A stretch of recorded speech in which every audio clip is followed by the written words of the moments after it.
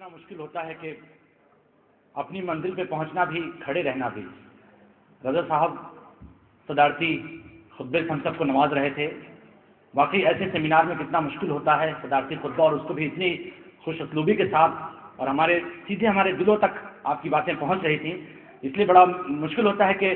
अपनी मंजिल पे पहुंचना भी, खड़े रहना भी कितना मुश्किल है, बड़े होकर बड़े रहना भी। आपकी शख्सियत हम सब के लिए और बस एक बहुत अहम दस्तूर हुआ करता है, और उसको अदा करने के लिए बाकायदा दस्तूर मैं कह रहा हूँ, क्योंकि इसके बिना शायद कोई भी जलसा, कोई भी महफिल, कोई भी सेमिनार मुकम्मल ही नहीं होता अगर हम बाकायदा हदिया तशक्कुर न पेश करें, धन्यवाद ज्ञापन न करें। और इसके लिए राकेश जी से मौजूद शख्सियत मेरे पास इस वक्त कोई नहीं, मैं बहुत अदब से गुजारिश करूँगा कि हदिया तशक्कुर पेश करने की ज़हमत गवारा करें। राकेश जी। सदर साहब और दोस्तों, मैं समझता हूँ कि जब अली सरदार जाफरी को आज हम याद कर रहे हैं तो जाहिर है कैफी आज़मी एकेडमी में कैफी को याद कर रहे हैं, और उनके अलीगढ़ के उनके साथी जिनका भी ये साल जन्म शती का साल है, ख्वाजा अहमद अब्बास का, उनको भी हम याद करेंगे अलग से, उनके साथ तो याद कर रहे हैं। ये जन्म शती का साल है जानिसार अख्तर का। ज़रूर किसी आने वाले समय में जब हम उनको याद करेंगे तब भी अली सरदार जाफरी और कैफी आज़मी को याद करेंगे। ये साल है शेक्सपियर की 450वीं जयंती का, और मैं समझता हूँ कि जब हम इन तरक्की पसंद लोगों को याद करते हैं तो सिर्फ वहीं से नहीं लेते हैं जहाँ 1936 में तरक्की पसंद तहरीक की शुरुआत हुई, बल्कि हम लेते हैं कबीर से, हम लेते हैं चारवाक से, हम लेते हैं उस पूरी लोकायत की परंपरा से जिसने जो एक बना बनाया एक चला आ रहा था कि तमाम दुनिया भर के शास्त्र और हमारे यहाँ के शास्त्र भी, कि जिसमें था कि यदा यदा हि धर्मस्य ग्लानिर्भवति भारता, वो जब जब हो धर्म की हानि, बाढ़े असुर अधम अभिमानी, तब तब प्रभुधर मनुज शरीरा।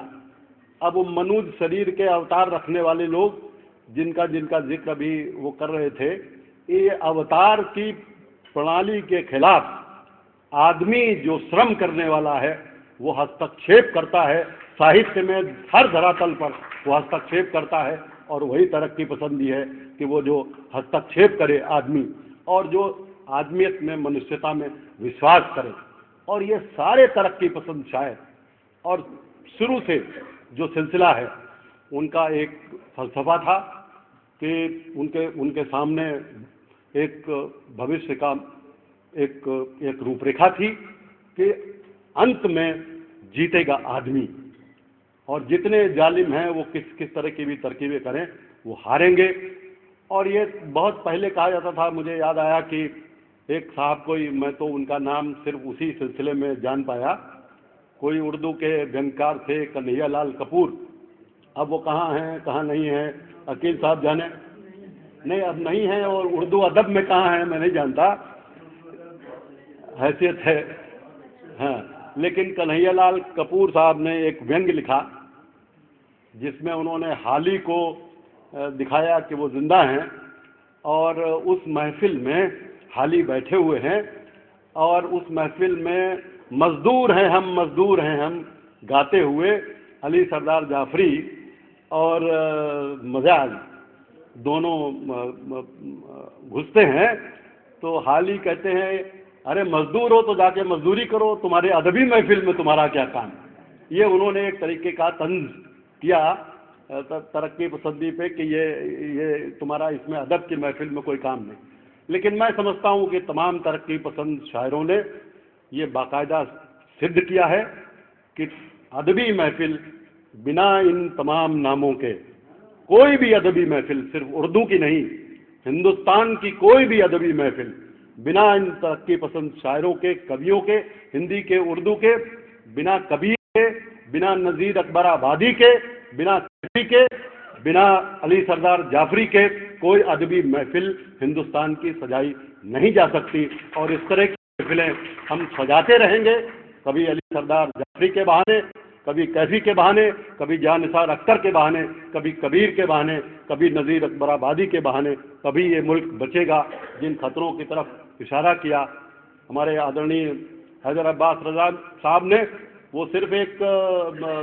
जज नहीं, वो इसी परंपरा की कड़ी थे। मैं बार बार याद दिलाता हूँ, आप लोगों को शायद पता ना हो कि इसी लखनऊ की धरती पर जो आज़ादी के बाद ड्रामेटिक परफॉर्मेंसेस एक्ट में फंसने वाला नाटक रोका गया, जो उस प्रेमचंद के नाटक ईदगाह में ये चिमटे वाले उस बालक की 1953 में रोल कर रहे थे हामिद का, जिसको डायरेक्ट कर रहे थे अमृतलाल नागर और रजिया आपा और बाबूलाल वर्मा, 4 लोगों पर मुकदमा चला और तब आनंद नारायण मुल्ला ने फैसला दिया कि dramatic performances act null and void है। और आज इस देश के अंदर सिर्फ उत्तर प्रदेश में उस अहम फैसले की वजह से ड्रामेटिक परफॉर्मेंसेस एक्ट को नल एंड वॉइड करार देने के कारण बाकी सब जगह पुलिस के पास अभी भी स्क्रिप्ट जमा करनी पड़ती है, लेकिन उत्तर प्रदेश में मुक्त हैं थिएटर वाले, लेकिन वो जानते नहीं कि हम क्यों मुक्त हैं। ये उस रिवायत के आने वाले लोग हैं। तो मैं समझता हूँ इस सिलसिला यहाँ से और आगे जाने की तरफ है। इन छोटी छोटी महफिलों से भी ये सिलसिला आगे बढ़ेगा। मैं आप सबका और ख़ास तौर से हमारे अग्रज इलाहाबाद से प्रोफेसर अकील रिजवी साहब इस उम्र में तशरीफ़ लाए। ये ज़रूर है कि आज तमाम उसके बीच जितना सब टाइम उनको मिलना चाहिए था नहीं मिला, लेकिन हम ये वायदा करते हैं कि अभी जब हम ख्वाजा अहमद अब्बास पर, जब हम जान निसार अख्तर पर या इन लोगों पर चर्चा रखेंगे, तो वो लगभग उसी धरातल पर उनको तैयारी करनी पड़ेगी उन लोगों के लिए भी, और वो हम ज़रूर उनको दावत देंगे। और लोग भी, चाहे हमारे सादिक साहब हों, महमूद हसन साहब हों, बिलाल जाफरी साहब बैठे हैं, उनका रिश्ता बहुत थिएटर से भी था, मैं उसमें नहीं जाना चाहता। उनका खुद का नाटक, उन्होंने खुद अपने सगे मामा को उस फिरका वाराना वारदात 1947 की उसमें खोया था, और उनका एक नाटक किसका लहू है वो पूरे न जाने कहाँ कहाँ खेला गया इफ्का के द्वारा, और बहुत कारनामे उन्होंने थिएटर के धरातल के स्तर पर भी किए। वो तमाम बहुत सारी बातें हैं जो फिर कभी, अभी ये कैफी आज़मी एकेडमी ने किया है, इसी शहर में दूसरे संगठन भी इस सब मिलजुल करके इस कामों को करते हैं, करेंगे,